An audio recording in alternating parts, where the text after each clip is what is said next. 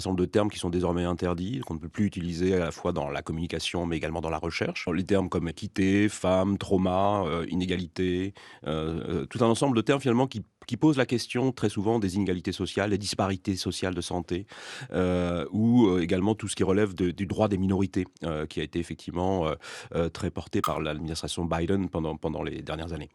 Donc ça, c'est on va dire, c'est la partie visible, de ce qui se passe. On a des pages web sur un certain nombre de sites d'agences fédérales qui ont été supprimées de façon assez systématique et puis, en même temps qu'il y a, ce retrait, des pages en ligne, il y a également un gel des budgets et puis, il y a, également tout simplement les licenciements. Là, on est en train d'observer depuis le début, février, une vague de licenciements qui touche en priorité, les jeunes chercheurs puisque ce sont les post-docs, l'équivalent des post-docs, c'est-à-dire ceux qui viennent d'être recrutés, ceux qui ont pas encore un statut titulaire qui sont, le cœur de cible. Ce qu'il faut comprendre, c'est qu'à travers ce retrait des pages web, mais c'est également ces listes de mots-clés, ce que fait Trump, en fait, c'est qu'il dessine, précisément le paysage des thématiques ou des objets ou du réel qu'il ne veut pas voir.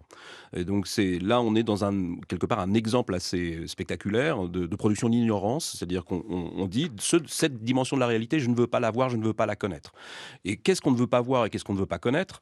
Bah, précisément tous ces éléments qui sont liés à des inégalités, de santé, mais qui sont des inégalités sociales de santé, de discrimination. Également des dimensions qui peuvent limiter d'une façon ou d'une autre le business et donc tout ce qui renvoie bien sûr, au changement climatique, à l'action de l'homme par rapport à ses effets sur le climat. Et puis il y a plein d'autres dimensions qui sont très importantes. Effectivement, les politiques DEI, c'est-à-dire diversité, équité, inclusion, ont promu, la présence de femmes, de minorités dans les organismes de recherche. Pourquoi? Parce que les questions qu'on pose sont pas les mêmes si on est une femme ou si on est un homme ou si on est dans une minorité. Et donc, pour donner un exemple sur quelque chose qui paraît peut-être très lointain, le génome par exemple, les études de génome, avec le génome de référence, étaient basées essentiellement sur des génomes occidentaux.